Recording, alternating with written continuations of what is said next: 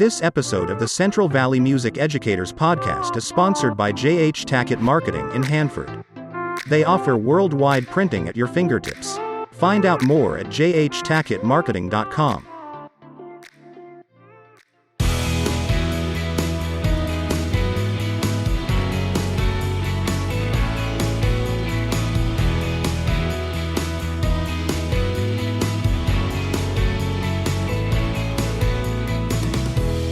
Welcome to the Central Valley Music Educators Podcast. I'm your host, Rob Bentley. On this week's show, I'll be speaking with Brittain Ashford from the Music Publishers Association. You can follow the podcast on Apple, Spotify, Amazon, Google, YouTube, or wherever you download your favorite shows. You can also listen on our website at cvmepodcast.com.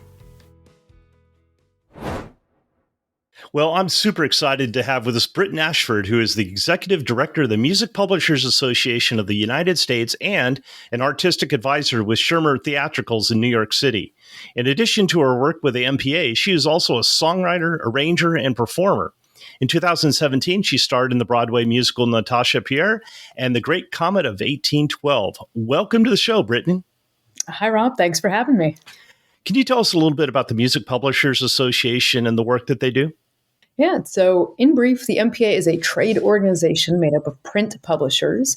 We were founded in 1895, and as such, we are the oldest music trade organization in the United States.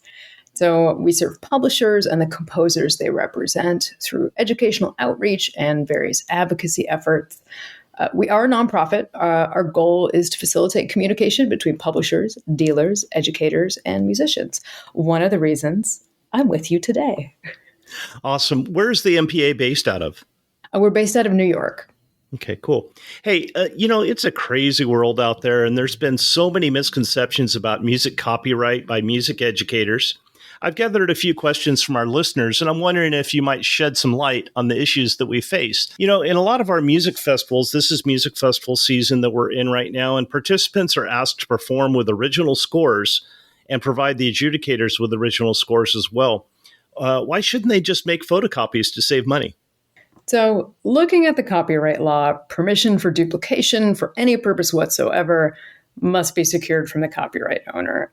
And I'm going to stress this throughout our conversation because I think it'll be relevant in a few different spots. But asking with lots of lead time is a great idea because each publisher has different feelings about these types of things. I mean, not specifically adjudication, but I know that one has come up. Like, if a student has purchased a copy for themselves and maybe even a copy for one adjudicator, do they really need to purchase 3 copies for 3 adjudicators? And, the answer is always with each individual publisher.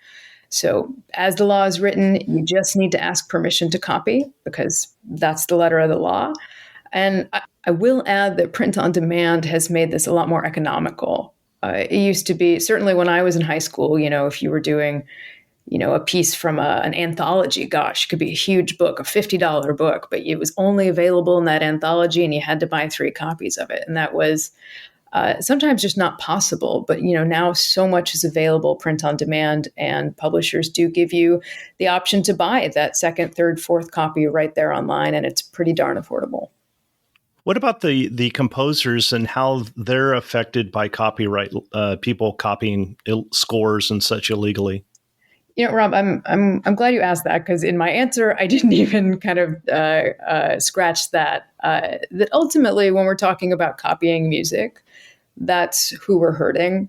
That's why we shouldn't just copy to avoid that purchase because, we might think of a publisher as being sort of this large business entity that, we're not really hurting when we copy it. But at the end of the day, publishers work with composers who they're able to produce work for. And if people aren't buying that work, then they're not able to pay their composers. And if they can't pay their composers, then, composers, they're like educators. They have families and homes. They have to pay rent just like anyone. So if the work has value to the individual, it certainly has value to the composer, and the composer should be compensated.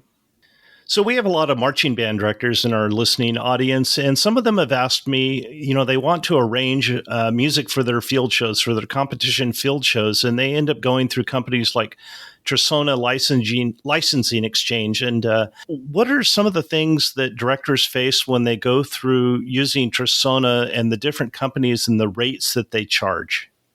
So I can't speak directly to Trisona and the rates that they charge and from that end of it, but it's my understanding that many publishers are still able to offer a license for various works directly. And I'm not sure, I've heard from many educators that that there's some price discrepancies and things like that. And again, I cannot speak to that, but if perhaps some educators like to secure a license through them because it might feel faster, or maybe they perceive it as easier, especially if they're trying to pursue multiple pieces at the same time, if it's seen as sort of a one-stop shop. But generally speaking, I found that publishers are more than happy to negotiate directly. Again, going back to making sure you have enough lead time to secure the permissions you need. There's some folks, even very well-staffed publishers, it could still take 2 months to get the response you need. So if you've picked your repertoire for the winter, you should be asking for it in the spring. My general advice to directors would always be to inquire with a publisher directly. And there's also a world where if you're and this goes for any outlet. If you're unhappy with what they're offering or how they offer it, there's a lot of work out there on a lot of different platforms. And, I would encourage folks to explore what else is out there if they're not happy with what they're receiving. Yeah, I'm glad you mentioned the lead time because that's so important. I've been sharing on the show as festival coordinator, people registering for festivals and getting paperwork done on time. But I guess music arranging, getting permissions is, alike in that way that you definitely have to think several months, if not more, ahead of time if you're seeking permissions for arrangements or those kinds of things. I mean, my advice is always at least 6 months. It never hurts to be too early. And I know sometimes things change based on needs. You might not know the abilities of your students going into, if you're dealing with, a freshman ensemble, for example, you might not know exactly who's going to be in that class, and you might select a work. And at the end of the day, it's maybe not a great fit. So you have to kind of go back to the drawing board. But the more time you can give yourself, the better chance you're going to be able to negotiate what you need. So, Brittain, in your opinion, what are some of the most common misconceptions about copyright law? Oh, goodness. There are a lot of misconceptions about fair use. I think a lot of folks think that if it's being used in a school or a church, that permission isn't needed. And there's certainly lots of uses for teaching that are part of fair use, but it's really important that educators are keyed into what they can and cannot do with any particular piece of music that is protected by copyright law. There's a ton of music out there that is no longer protected by copyright law, a lot of public domain stuff, particularly in the classical canon. But noting that there are also, very important, there are also copyrighted arrangements of things that are in theory in public domain. So if you are using those for education, that's also, I would say that's actually a copyright misconception that if it's Bach, for example, that you can do whatever you want with it. But, you might be using a new arrangement of a public domain piece. So if you're using that for educational purposes, you should still be getting the proper permission for explicitly what you're doing with it. There's this notion that like everyone's doing it, like if it's photocopying music or anything that people are doing that might require a permission. Everyone's doing it. Why can't I do it? And it's not so much about who is doing it or who is getting quote unquote caught. It's about respecting that intellectual property. So, Brittain, you mentioned a number of resources available to educators to find out more about getting permissions for some of these. What are some resources they can use? I'm going to say first and foremost, MPA.org.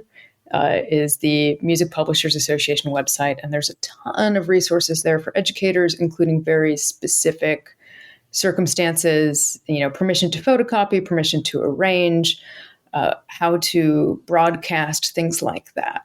On the MPA website, you might have stumbled across it, but there's like a whole thing that's like resources for educators. And I will say that the guide for college music students has a lot of stuff that even just as a musician, as a layperson who's trying to like figure out, there's a lot of those real life questions are things that even as a performer, I've been like, oh, like who do I talk to about that? And I'm like, oh, that right lies with like this person or that person, and that's so lots of good information there. National Association for Music Education also has a lot of great stuff on their website as well. Yeah, speaking of your website, I noticed on the website that their MPA is introducing a new curriculum on the importance of respecting creators' rights. Can you tell us a little bit more about that? Right now, we have two curriculum resources. One is geared towards elementary educators. It's a short animation that depicts what happens to creators in a futuristic world where one could duplicate physical objects with the scan of a copy gun. This animation is accompanied by a lesson plan and some discussion questions and introduces the idea of copyright. It also encourages students to think about their individual creations as having value. I'll also say you can find that at imadeit.org. And yeah, that has a resource guide for students and teachers and, sort of how to like, in addition to showing, it's a very short video, but it's pretty darn concise. And then for, older students, we have Copyright and You, which is a guide for college music students. And this is intended for future music educators and sort of it covers the basics of copyright, though I will say it also has a lot of like real life situations that often face our music educators, which includes things like your student loses their music right before the show. And also securing specific rights prior to arranging or posting videos, things like that. So posting video is actually a nice segue because that's what was coming up next. So with YouTube, Snapchat, TikTok, all these different social media platforms, Facebook, a lot of other things. What are some things that educators should be wary of posting, like concert videos and such online? So this is hard. This is hard. We go to a concert, we see our kids perform, and just given the nature of social media, the immediacy of it, of course, we want to post it. We want to share how great our kids are. But streaming and posting this type of content is essentially a broadcast. And again, going back to the copyright law, the right to share copyrighted work in this manner belongs to the copyright holder. There's also, in addition to just getting permission, there are other things to be considered. And this is a little outside my scope, but I think it's important to remember. Imagine a world where you had permission from the copyright holder. I would still be mindful of posting videos of students without their explicit permission. I think that's important to remember too. And again, going back to the law, the right to reproduce any intellectual property, it belongs to someone. That's what intellectual property is. But I always go back to Prince. And Prince notoriously did not want any of his music anywhere that he did not give permission for. Like, he didn't want anyone covering his work. He did not want it on YouTube. And until he passed, none of it was there. And it's so funny because people are like, I want to post this. Why can't I post it? I'm paying homage to this great artist. I love X artist or Y artist. It's like, it's still their right if they want it up there. And there are plenty of people who are not concerned, but if they are, it is their right to be concerned and not have it up there. I think the big thing is just asking for permission. And it doesn't matter if you're not sure, particularly if you're not sure, ask for permission. I found that I'm going to say this in quotes, post-pandemic world, that many publishers are actually like very gracious and very accommodating. Like they want educators to succeed. They want students to, relish the joy of music. Like nobody wants to keep it from anyone, but we do, again, everyone's got to pay rent, like you're an educator, like no one's going to ask you to do your job for free. There's certain things we do out of the kindness of our heart, but at the end of the day, we're all trying to piece it together. So publishers, while they are very flexible, there's still, it might not even be their call. The composer might have very strong opinions about how something is used or when it's used, what permissions are granted. So when in doubt, ask, because you might be surprised by the answer. Well, Brittain, I want to thank you for coming on the show. This has certainly opened my eyes on a lot of the issues, and I hope that for our listeners, they've been able to gain some insight.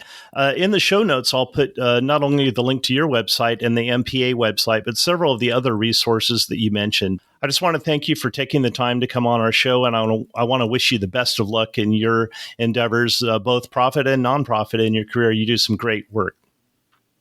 Awesome. Thank you so much, Rob. Very happy to be here. Wasn't that a great interview with Brittain? Well, that's all the time we have for today. I want to let everyone know that the CASMIC preview episodes went so well that CMEA has invited me to record a special episode during the conference at their booth in the exhibit hall Friday afternoon from 1 to 3 and Saturday morning from 10 to 12. Stop by to jump on the show with me and share your conference fun, or just stop by to say hi. I'd love to see you there. I'd like to thank J.H. Tackett Marketing in Hanford for sponsoring this episode of the Central Valley Music Educators Podcast. If you're interested in sponsoring a future episode of the show, or you have a topic that you would be interested in hearing about, please contact me at cvmepodcast@gmail.com. If you enjoyed the show, please consider leaving a review, sharing on social media, or telling a friend. For more information about the show, you can find us on Facebook, Instagram, or YouTube at Central Valley Music Educators Podcast or at CVME Podcast. Have a great week.